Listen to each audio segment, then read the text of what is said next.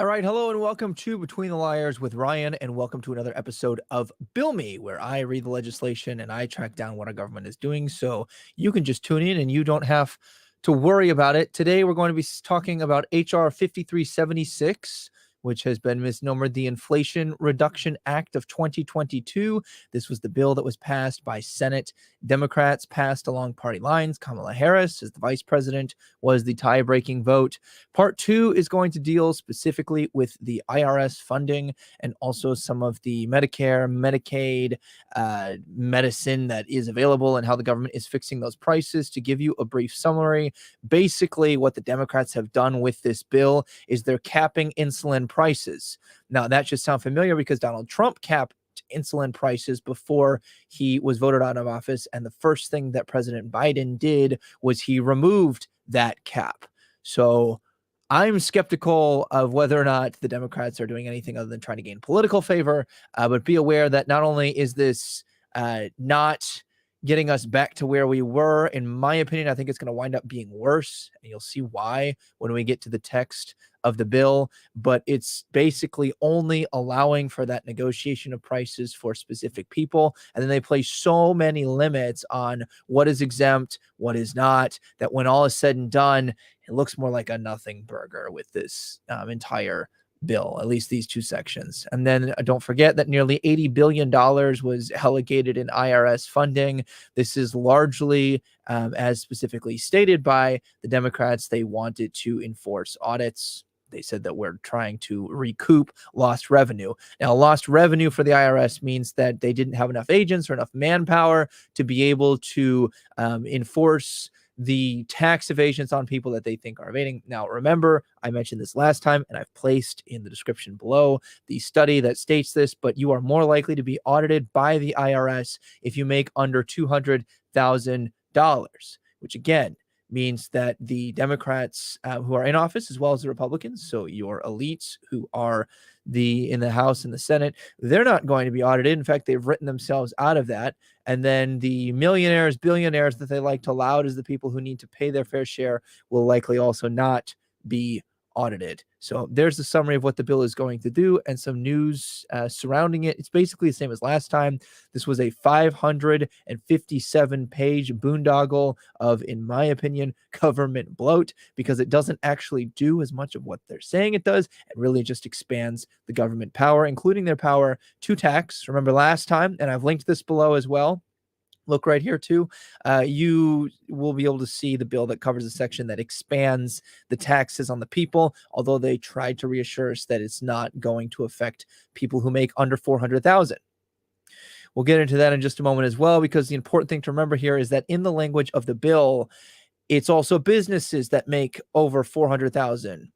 Most businesses are making over 400,000 in revenue. We're not even talking 400,000 in profits. We're talking about, you brought in 400,000 as a successful business. You are now eligible to be taxed the way that they changed the tax codes. Remember that this was also passed by simple majority, which means that usually a bill like this, anything that has this sweeping overarching change, IRS, tax codes, pet projects, etc., it usually needs 60% of the vote, so 60 of the 100, not a bare majority or a simple majority of 50. However, the way that this was set up, and remember I talked about this more in depth last time, the Democrats basically said, well, this is related to taxes, which is related to budgets, which means we can use budget reconciliation. Budget reconciliation, if you recall, is where they only need 50% plus the tiebreaker, Kamala Harris. And so they passed it. And I mentioned last time that my fear here is that they've basically now broken the mold. Politicians will now forever and always be able to say, if I can make it connect to taxes or to budgets in some way, even if it's one piece out of 500 pages, then I can pass it through budget reconciliation. Democrats have now set that precedent. I would be shocked if Republicans don't take this the next time that they take over the House and the Senate. I think that this is just going to be our new normal, which means we're going to see a lot more swinging back and forth of drastic changes in the tax codes. One of the reasons we needed 60% as that standard was so that we were less susceptible to the whims of the political field and were more likely to have what they would call the quote unquote true representation of the people. If you could get 60% of the votes, then in theory, when the founding fathers set it up, you were supposed to have a better idea, or at least one that's moderate enough to get people on board. That's no longer the case here. Now, remember, before we get into this, remember that you can help the show massively by liking and subscribing and also following us at Between the Liars on our we have, let's see, Instagram, we've got Facebook, we've got Twitter. I did post earlier. We were starting a little bit late today, had some stuff going on. It's the start of the semester for me. First day of teaching was today. Had a great time with my students.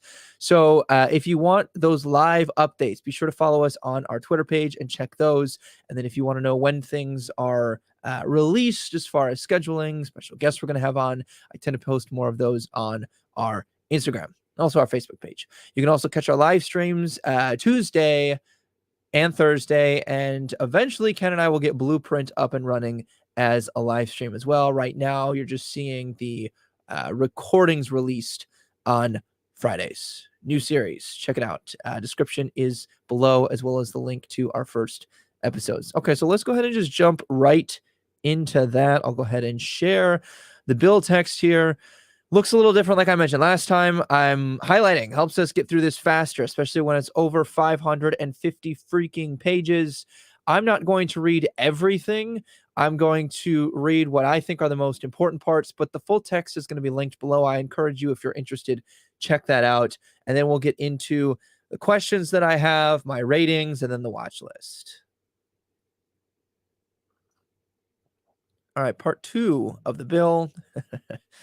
Let's see here, and then we're going to scroll down right here. Here, this is the other reason that I wind up highlighting. Too much scrolling here.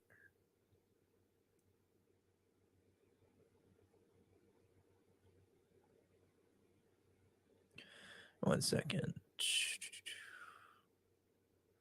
It's elusive. Repurchasing of corporate stock we did last time.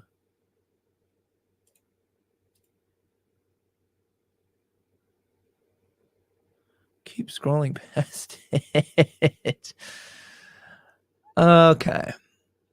There it is. It's like a weird half a page. Part 3. Now, this is part 2 for me, but part 3 for their bill. Funding the Internal Revenue Service and improving taxpayer compliance. I don't know. That sounds dystopian to me. Okay. Revenue laws and other financial crimes to purchase and hire passenger motor vehicles and to provide other services as authorized. Anytime I see this is just my personal gripe. It's rather vague. Other services. Let's see. 45,637,400,000 is to remain available until September 30th, 2031, provided these amounts shall be in addition to amounts otherwise available for such purchases, which means that whatever budget the IRS had before for these things, this is not like the grand total. This is in addition. It is an expansion. So when we say 87 billion, that's the expanded value pack for the IRS. Operations support for necessary expenses of the Internal Revenue Service to support. I don't like how this is scrolling for me here.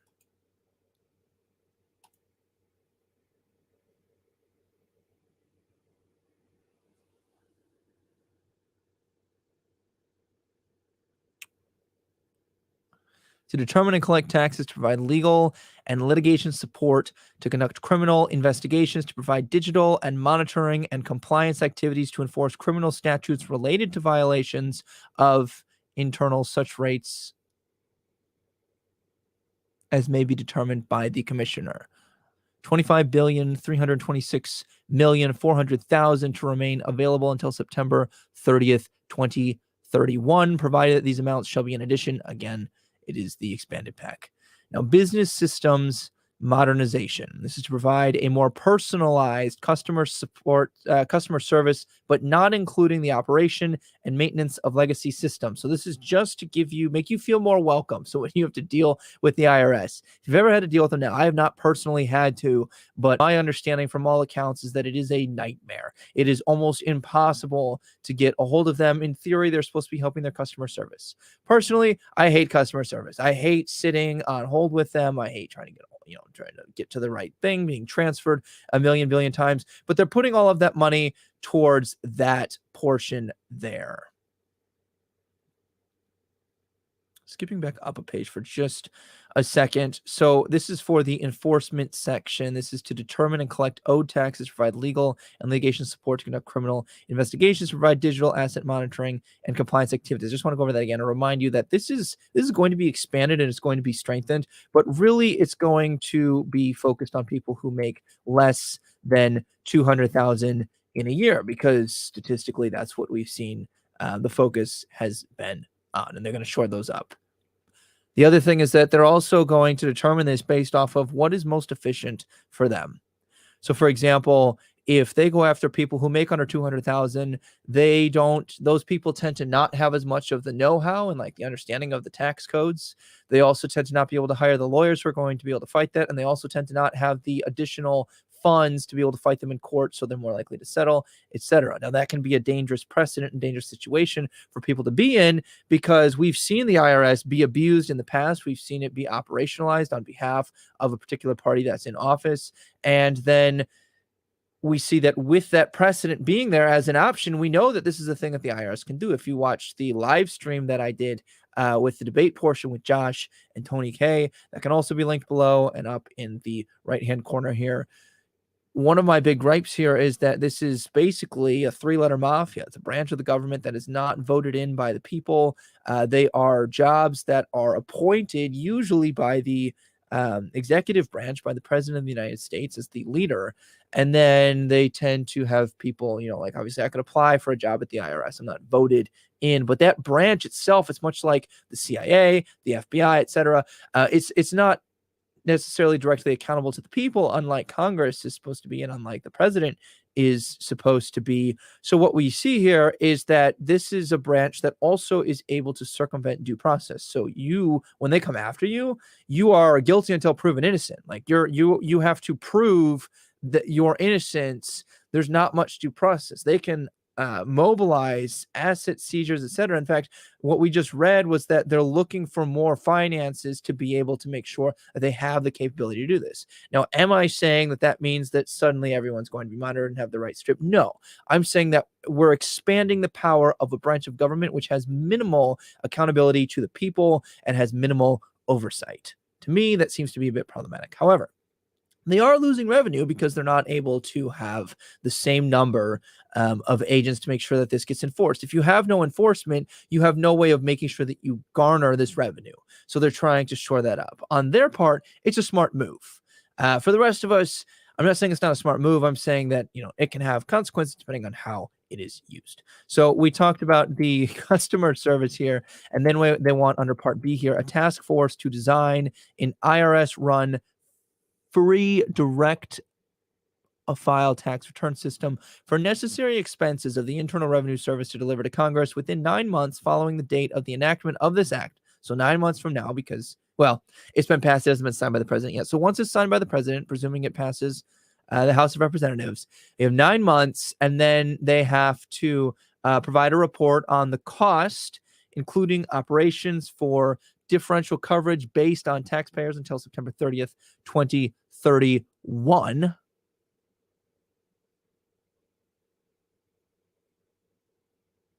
See, where did that go? Provided that these amounts shall be in addition to amounts otherwise available for such purposes. So every time they come through here, they're saying this is an addition, and that's the way that the law has to be written. Now, note here, you've got $50 million to remain available until September 30th of 2021. And a lot of this section is saying you can use your budget, but you need to leave this amount for this category. And these are the line items that I've talked about that they need. This amount needs to go towards this. This amount needs to go towards that. You must have at least this much left. Then under the program, with respect to each price applicability period, the secretary shall publish a list of, oh, we've skipped now. Hold please 1 second.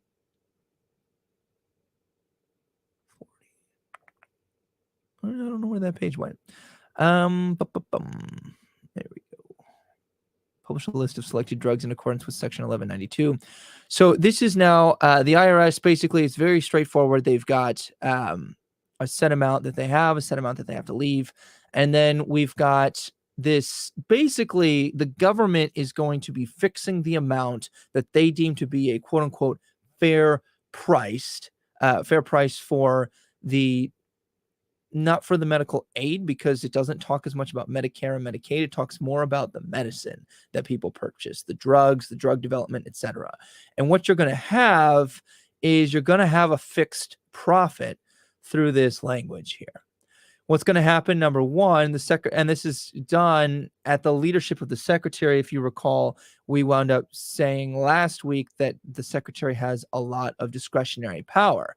This is what the secretary is going to be doing. Number one, publish a list of selected drugs in accordance with Section 1192, and then enter into agreements with manufacturers of selected drugs with respect to such period in accordance with Section 1193. And then number three, negotiate and, if applicable, negotiate maximum fair prices for such selected drugs in accordance with the Section 1194.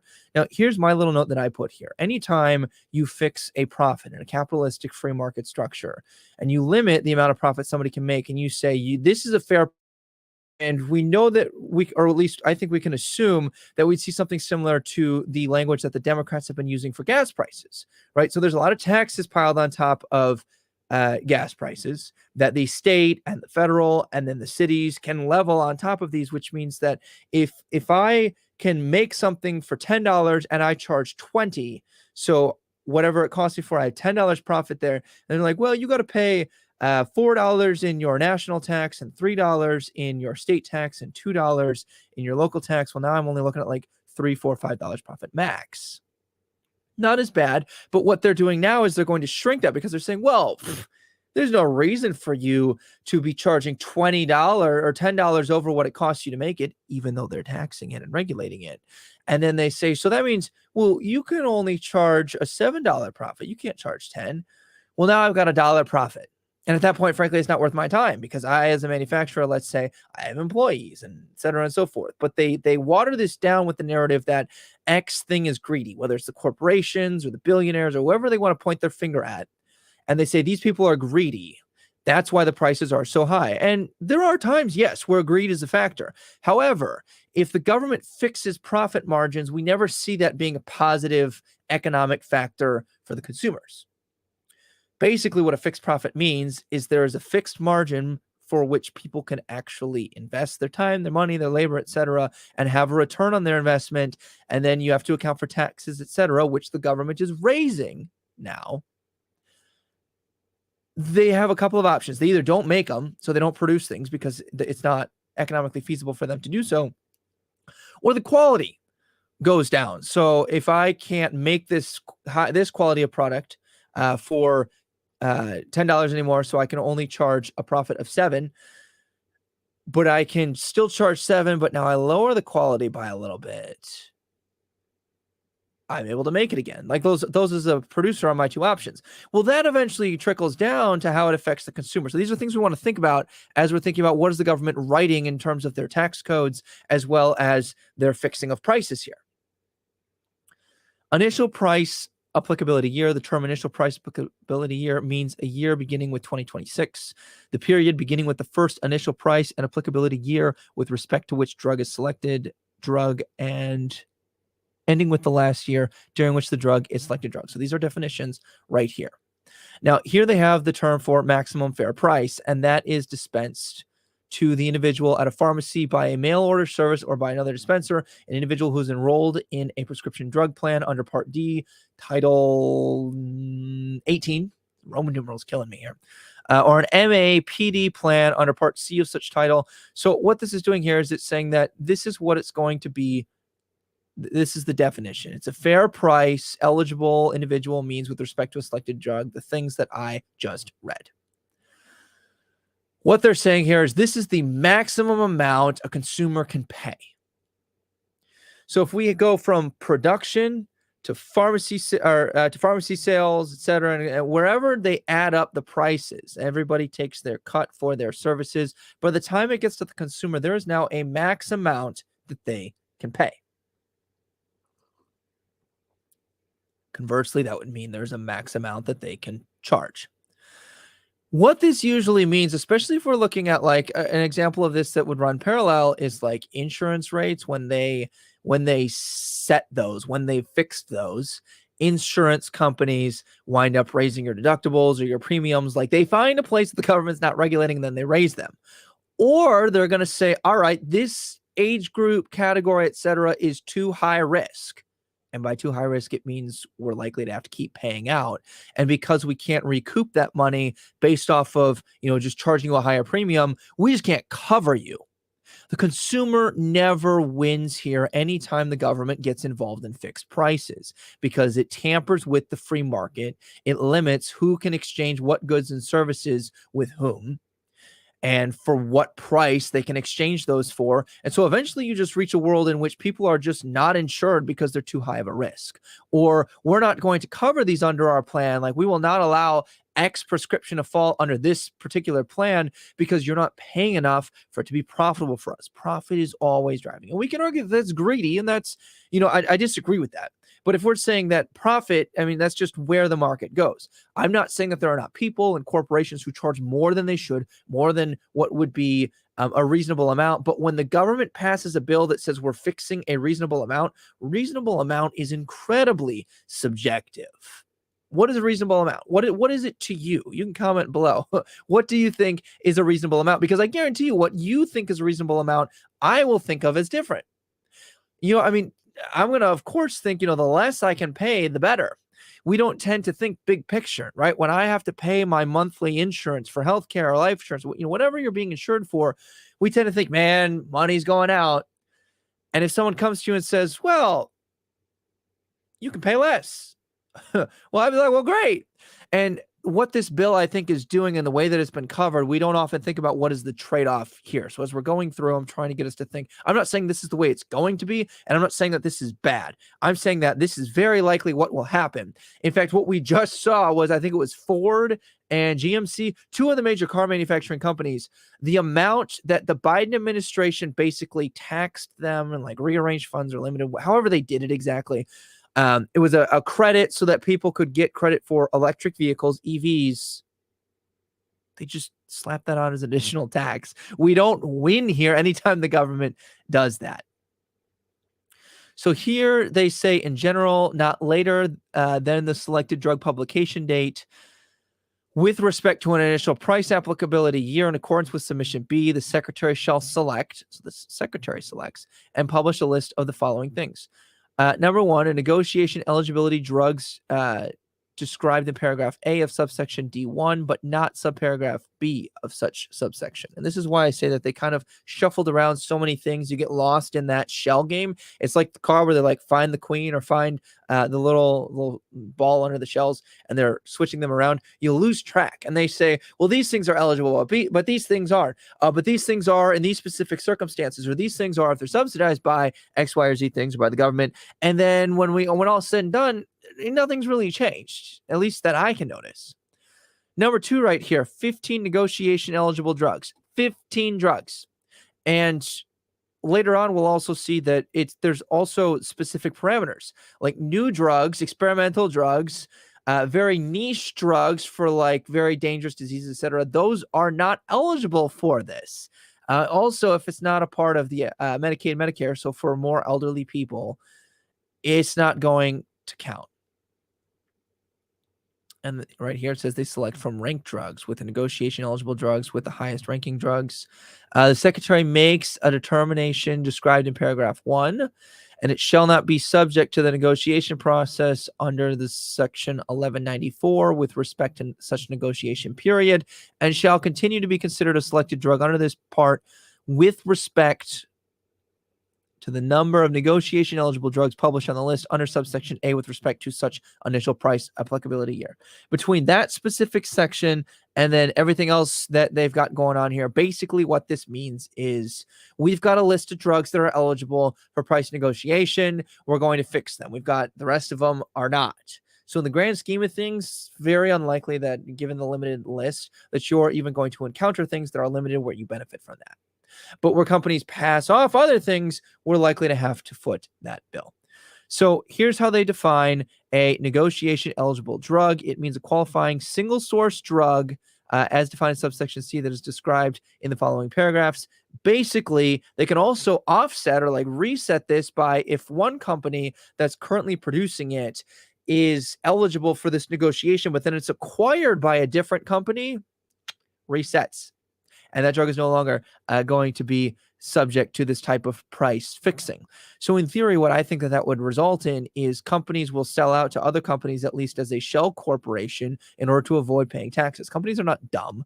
Unless you evoke like a Maoist, communistic Chinese approach to artificially regulating the market, and you say, well, not only can you not charge this, but you can't leave, you can't go anywhere, and we're forcing you to continue to produce this, or else we're going to punish you. They're either going to stop producing, they're going to pass it off to someone else, or they're going to pass that off as a shell corporation. Like, I don't really see another way that comes out.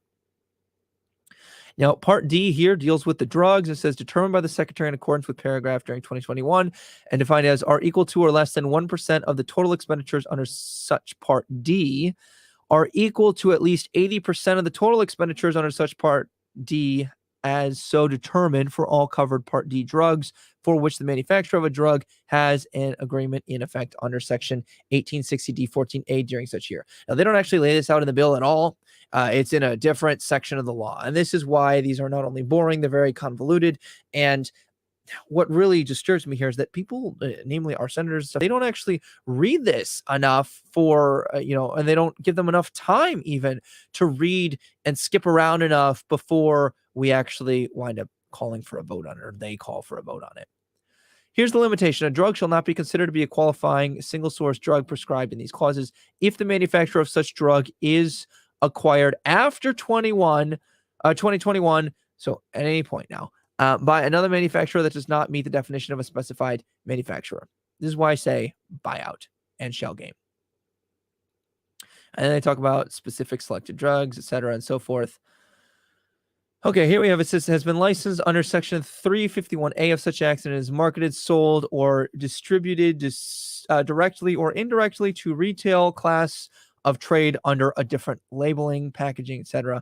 Does not include any of the following, and then here are their limits, and that includes trial and rare drugs. They're not going to be affected by this. So if you have a rare disease and a company wants to charge you an exorbitant amount, it doesn't look like that's going to be affected here.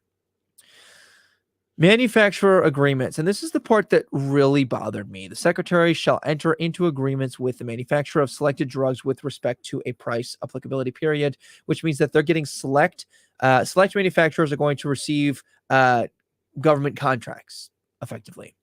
And we saw this play out with baby formula companies. When we had a shortage, in large part, it was because, number one, the FDA has incredibly high and rigorous standards to where even formula that was good enough for other countries, like in Europe, countries that are pretty comparable to the US as far as or should be as far as standards of living, as far as what we ingest.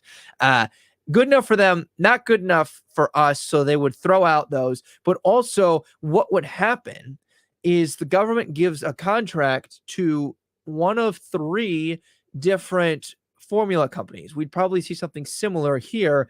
And then those get the contracts to manufacture whatever the product is. So whatever the drug is, which means they're then going to fix the prices. So that means that we're, instead of saying, Ryan's company can make it for cheaper and better than Josh's company, the free market is going to gravitate to him. The government might say, no, Josh has the government contract, so we're going to give Josh the money. You are not allowed to make this. You're not allowed to compete. That's effectively what we're getting into here, is a fixed market, depending on how they actually enforce this. But the way this is written, it seems to me that is completely 100% within the scope of possibilities here. They're also fixing access to the maximum fair price. It says here, pursuant to paragraph 2, with respect to such a selected drug shall be provided by the manufacturer. If we look up at the top of this page here, though, under paragraph A, it says to maximize fair price, eligible individuals who, with respect to each drug, are described in the subparagraph A of section 1191C2 are dispensed such drug, and to pharmacies, mail order services that are just covering all of their bases there. During any year, the price applicability period with respect to such drugs, and then there's a second. Basically, it's a second stipulation here to hospitals, physicians, and other providers. So, they've covered both of their bases here, and they're fixing a maximum fair price. My one comment here is, again, going back to, what is a maximum fair price? Well, the government is fixing that. It's incredibly vague. It also means that in theory, it could shift based off of the discretion of the secretary. So if the secretary is appointed by the president, let's say, you might see some shifts between the two, which means you'll see volatility in the market anytime an election year comes up. We've already saw that when Democrats have passed bigger spending bills, et cetera. When there is uncertainty in the market, stocks tend to not do as well. It tends to fuel the recession. It tends to have effects on inflation, et cetera. It's a very complicated model, but the bottom line is when people have high levels of uncertainty and they're speculating as to, well, what's going to be bought, we're less likely to see manufacturing. We're less likely to see the jobs. We're less likely to see the people be willing to take on that risk. This is going to have a similar effect. It's just going to be very specific to the niche market there. The manufacturer of a selected drug shall not be required to provide access to the maximum fair price under. So basically everything we just read as far as, we need a fair price, etc., the manufacturer doesn't have to provide that. So not only are they fixing this, they're also not requiring a level of transparency. Now, here's where I think, because like you and I we can't say, show us what the fair price is. Show us your books. Now, I don't know the current rules and regulations, so I'm not going to say that, they definitely had access to that currently. But here's something that I'm a little bit worried about, because hypothetically, this could fly under this new code. Let's say the government gets in bed with these corporations, because that's happened, still happens, and then they fix a high price, so they don't even work to our favor. And they said, well, $1 million is a fair price. Secretary gets to determine that. We don't have to show you what a fair price is. You have to pay it. And not only that, we've eliminated any of the competitors. So you will not be able to get it elsewhere. Now, there's sections of this that talk about generic drugs. So like your Walmart version, et cetera, a great value version of whatever it is. And it doesn't say they're going to be eliminated. But it does seem like I could see if it's not written in such a way that they get the contract, then you don't have those as options. But also, I can pretty much promise you from the writing here, it does, to me, seem like if you don't get a contract, you don't get to manufacture. You don't get that privilege. To me, that is terrifying. Comment below if you've read this and you came away with a different conclusion. I'd love to hear what that is. Okay, methodology and process. And I wrote here, what is the process? Because here's what they said.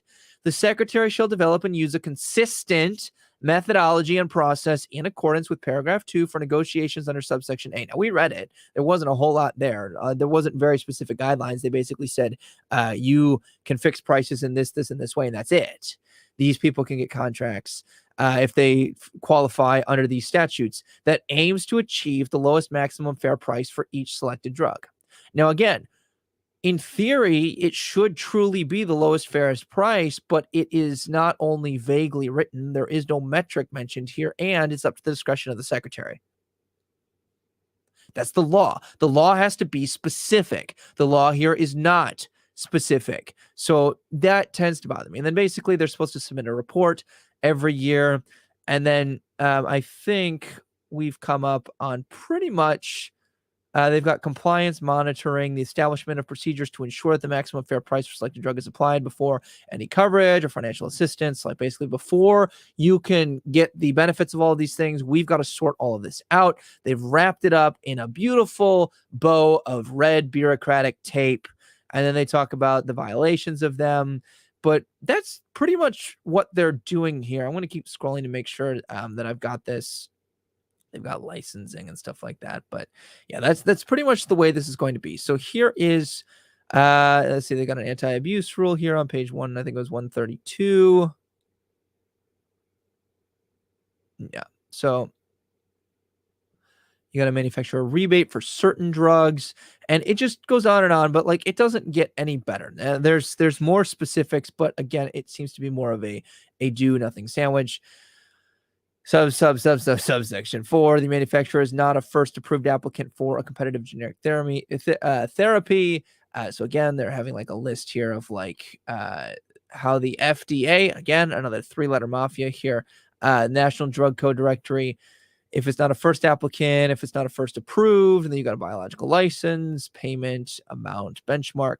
Now, there was a section that we didn't read, and I scrolled too far past it, but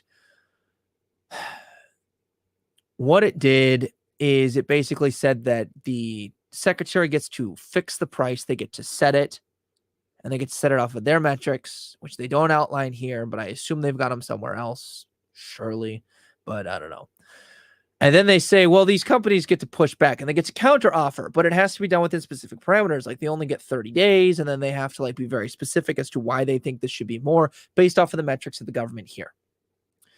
Now, I don't know exactly what would happen if they refuse to do it. I would assume the government would go to somebody else. But let's say that the government says, hey, you've got to do this for $10 less than what it would cost them to do it, right? And they're like, well, that's a fair price, to the point that no one's making a profit now. The reason that all of Europe gets to have socialized healthcare, the reason that Canada gets socialized healthcare, and then it's not garbage that they have for medicine, and then we continue to be innovative, it's not because of them, because their taxes don't cover that part. It's because of the capitalistic innovation in the free market of the United States. If we start fixing those things globally, there will not be as many options. There will be fewer risks taken, and subsequently, we can just assume that there will be fewer newer drugs to combat these diseases that we have coming up. COVID's butt was kicked because largely the United States wrote grants and had grants and put their best people on it. If you fix these things, then we won't have that anymore, not to the same degree. Now, everyone else gets to benefit from that because they don't have to be innovative with the medication. They just need to take the taxes of their people and pay for them. Part 3 here deals, Part D, improvements in maximum out-of-pocket cap for Medicare beneficiaries. Let's see. This is just the technical jargon. But again, something to remember for this section as we go through it. Where we fix prices, where Medicare, now that's government subsidized, but if you were to do like private sector fixing, because I'm sure that will probably be the next thing, usually a society does like a public option and then they kind of do away, like it just gets progressively worse. And Josh and I can debate that as a later time, but that's a little too far down the rabbit hole. But again, this really, a good chunk of this is specific to Medicare, Medicaid. Section 1860D-14C, the manufacturer discount program. There's a lot going on here, but let's go ahead and let's just shift over to talking a little bit about what some of my ratings are. So as far as legislation efficacy goes, you already know I'm giving this a 1 out of 5. I think that this will have effects. Like the IRS, of course, is going to get more manpower. They're going to be able to close more loopholes. But as far as how much it actually does what, the media has been saying that it will do and the Democrats have been saying it will do, which is reduce inflation. That's how it's been covered. Not going to happen. As far as how it's going to benefit the consumer when it comes to medical negotiations, again, I'm highly skeptical of how that's going to be beneficial. Media accuracy, I give it a 3 out of 5. I don't know. I'm just taking this point by point, just largely because this hasn't been covered as well by the media, but when it has, they just go with the line item. We're letting them negotiate. They don't read this, and then they certainly don't apply critical thinking. So I'm going with the 3 out of 5 because I don't think that they're necessarily being they're not as dishonest as they have been on some of these where they're like manipulating it way out there. But at the same time, just by not covering it and by going with the line items when they do, I don't think that they're really giving you the full picture. I'm not saying it's malicious. I'm saying that realistically, I think that unless you checked out this channel, you read the bill, or you follow content creators somewhere that do something similar to this, you probably don't know exactly what's going on here. And to me, that's a problem. So that's why we do this show. Here's some questions that I would leave you with. Number one, how will drug innovation be affected? I think that, given the capitalistic structure and where we've seen this happen in the past, I don't think that it's going to go well. I really think that what's going to happen is we'll see, like, if they really enforce this writ large, like across the entire system, then I really think that we will see less innovation. How will prices be affected? Something to remember is that anytime you get a price break or anyone is forced to, quote unquote, pay their fair share, those prices are going to be passed on to us. We just saw it with the automobiles and the EVs and that revolution, subsidies, et cetera. We're going to see that anytime the government passes that, these people get rich for a reason. If you think a company is corrupt and then you think that suddenly, being like, you need to pay your fair share, and that's what that's what these senators said, then suddenly they will. I think that's a little naive. I think that, like, if you're truly worried about them not paying their fair share, I don't think this bill is going to fix that. I think that it just passes consequences that gives them the political clout that they need in the middle of an election cycle, and then those economics get passed on to us. Again, remember that's passed on through premiums and deductibles, things like that. Like, that's just, they find a way to do it. And if they don't have a way currently and we don't have a precedent for it, they'll find a new way. Or they'll go out of business and then we don't have those options. Like I mentioned, sometimes the option is just, yep, sorry, you're too high risk. We can't afford to cover you. And that happened a bit. That wasn't the entire reason that some of these people were kicked off of their plans when this was newly, like, Medicare, Medicaid was newly passed under President Obama. But like, the "you can keep your doctor" was rated the lie of the year by the Washington Post for multiple reasons. One, the way that it was written, but two, doctors just weren't covering people after that. So like, there's a lot, it's a very complex issue here, and we need to remember that. Question 3 here: do we really want the government negotiating for us? Like, on that note, do you think the government has your best interest at heart? Do you think that they have the capability to fence these people in a way that you truly get the best deal? Historically, I don't think that that's the case. Usually what we tend to get is less transparency written into the bill here, which I mentioned. They don't have to provide those things. Fewer options, and then also monopoly on production and sales. And this is not going to be a hypothetical. The way this bill is written, it does in fact give a monopoly, because these specific corporations developing the prescription drugs are given a single contract. Let's see. Question 4: how will companies be affected? They're probably going to limit their risk, would be my guess. But like, I would think through, what will they do? Comment below. How will this affect them? And then finally, how will we be affected as consumers? So prices, if I had to guess, I think they're going to go up in some way or another. Like, in the entire system of what are you paying on a monthly basis, whether it be like the combination of your premiums, your coverage, your insurance, etc., I think that you're going to be paying more overall. That would be my guess. But comment below. Tell me what you think. And if you listen to the audio only version, shoot me a message in our DMs. Would love to hear, or comment on the post when we post that on Instagram or Twitter or what have you. Love to engage you guys in the Twitter threads. Let's see. That was all of the questions. So here's the watch list. This is what I would put our government on for the watch list. Number 1, the government is expanding the 3-letter mafia. I think that you should be watching out for that. We saw the FDA and we saw the IRS. The IRS is getting more funding in the first section of this bill, and the FDA is being given more power in the second to regulate this. Now, they already have the power to regulate these, but they're being given more specific and expansive power. I think that you do need heavy restrictions on things that are being consumed by human beings, but I also think that they tend to create exceptions in ways that maybe they shouldn't. I think that they tend to, like, when they have too much expansive power here, then we put almost too much trust into the quote unquote experts.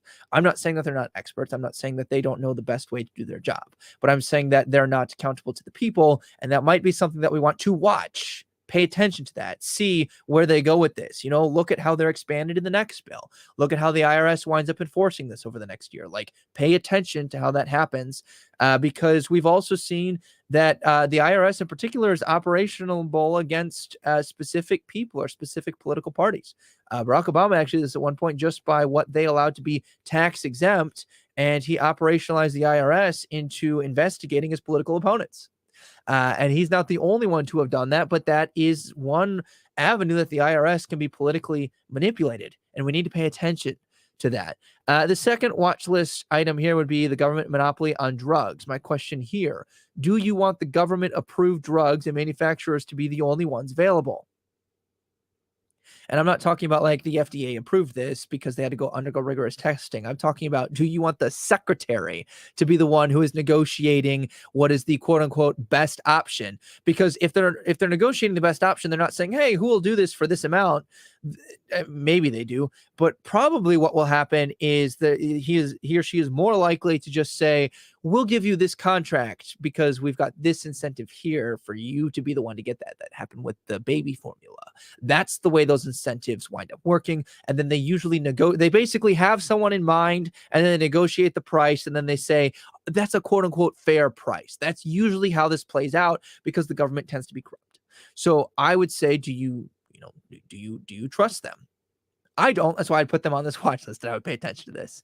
Again, remember that's what led to not only baby formula shortage, it led to the baby formula price hike, right? Because there was a lot going on here. The FDA were the ones who were unilaterally deciding specific things, ways that were going to fix the shortage. And by all metrics of what we watched unfold, they didn't do the best job. Do you want that redone, like a do-over, just, more along the lines with your prescription drugs and what's available? Baby formula was a problem, but there were ways we could rectify that. There were emergent things that were disbanded, et cetera, like so that we could import more baby formula, have that, get that supply up. Baby formula is a little different than specific prescription drugs, because if you lower the FDA on drugs as opposed to baby formula in other countries, we could see larger problems. I don't know. Anyway, all that to be said, I would put them on the watch list there for those reasons. Now, here's the thing that you need to remember. Our government is of the people, for the people, and by the people. They're not above us. Expect service, demand transparency. Be sure to tune in next week. And remember, you can find us on Spotify, Apple, YouTube, Twitch, and Google Podcasts. You can follow us at Between the Liars to stay updated. Check out Kenjin_Express so that you can see the collaborative blueprint where we wind up exploring, well, what does a smaller, more accountable government look like? All right, share us with your friends. Love to see you back here next week for Bill Me and Thursday for another segment. Goodbye for now.